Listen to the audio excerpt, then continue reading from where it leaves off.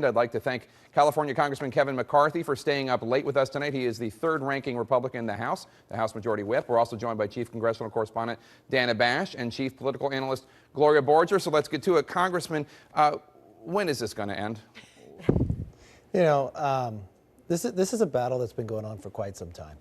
And I listened to what you said and said that today the votes failed. They didn't fail because of Republicans. They failed because of Democrats. The piecemeal bills. I don't consider funding the Veterans Administration, the GI bills, as a piecemeal.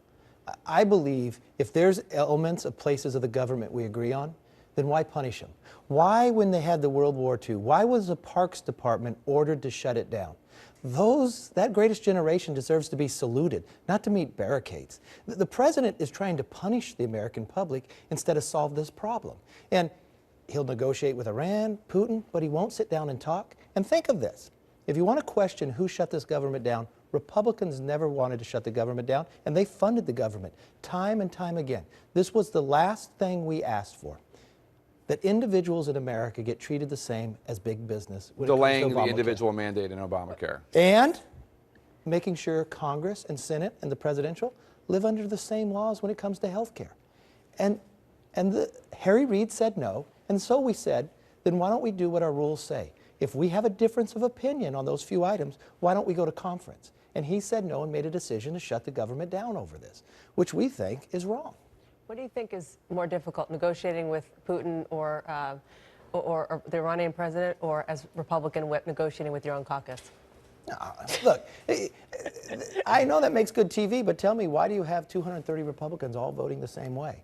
I mean, you've got to use... It must be because of the whip. It's not getting anywhere. I mean, they know it's not going anywhere in the Senate, so it's an easy vote for them, right? No, it's Very not. easy vote. Listen, Yes. if you think from a prospect, and most people don't watch, the president has signed 7 bills that have reformed Obamacare, with 8 different provisions. Republicans and Democrats have voted for both. There are 70 Democrats that sit in the House today that voted to reform Obamacare one way or another. And the thing that I believe, when you go out to the American people, they see the frustration.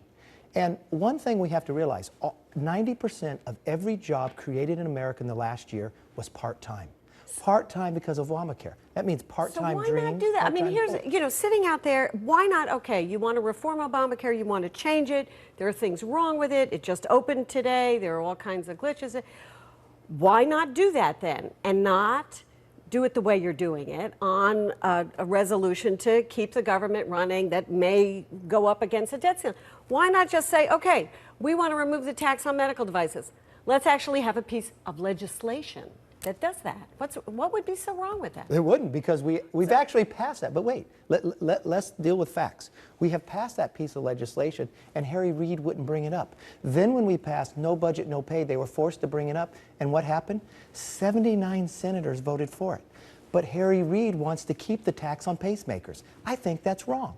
And when you ask, why don't we go about it that way? That's exactly what we asked for. Go to conference if you have your differences. No, but before this. Before this whole fight. Before this whole fight. I guess the point she's trying to make is, Go make if you're interested in truly reforming Obamacare, then there are other ways to do it, and this doesn't seem like a good faith effort to reform Obamacare. First you wanted to defund it, then you wanted to starve it in different ways, as opposed to trying to improve it. Oh, we've tried many different ways, but let's think of what Obamacare has done, okay? You're thinking that Republicans are just doing this. The president has made the case for us. 10 times this year, he's delayed one portion of Obamacare. Even last week, while he was criticizing us for wanting to delay it, he was delaying it for small business in the provision. For the 1 month on the website. Yeah. So he has acknowledged it has problems. Then the core of the problem is it's fundamentally changing America. That now we're becoming a part-time America with part-time dreams, because 90% of every job created is part-time. You know, just sort of going back to the beginning of this, it's not a secret that John Boehner, and I'm guessing you don't have to admit it here on live television, but that nobody wanted to go down this road of tying defunding Obamacare or chipping away at Obamacare at all. Said it at a press conference. He said it at a press conference. He doesn't want to do it. We know that he was fighting it. You guys drafted a bill that didn't include that behind the scenes. So my question for you is, you're somebody who recruited a lot of the class of 2010, the ones who are being, demanding that this be the strategy. Tell us why. I mean, what about these? We know that they're, everybody says that they're Tea Party backers or whatever. Why is it so hard for you all who created this majority to control them?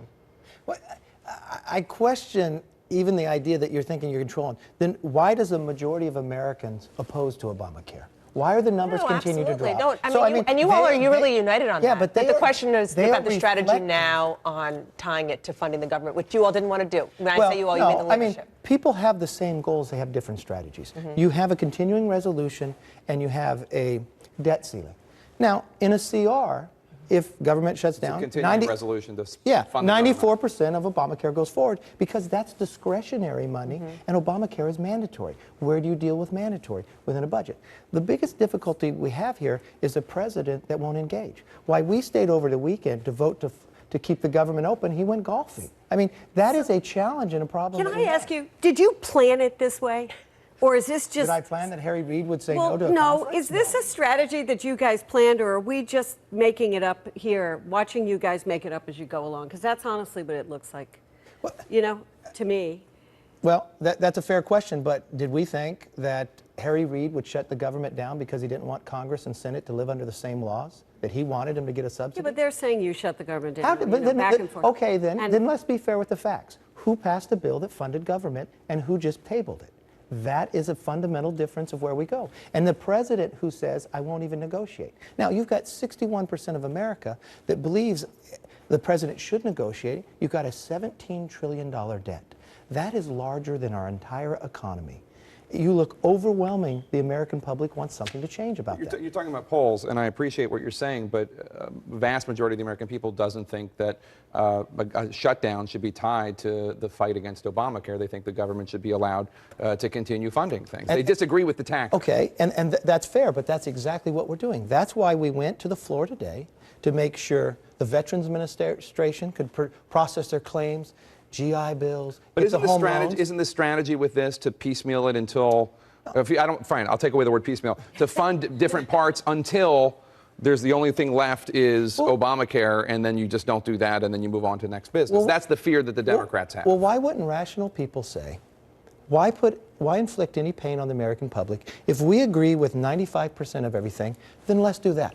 Then the parts we disagree on, why don't we go sit in a room, have a conference the way the founders have created this? That's what we've asked for. It's only the Senate that's not showing up to do it. That's the challenge of where we are. And so if they will not do it, I mean, I'm shocked by the number. We had 3 bills up, a VA, we had the national parks, and we had D.C. There are 15 Democrats that voted to fund D.C., but voted against funding the VA, the veterans.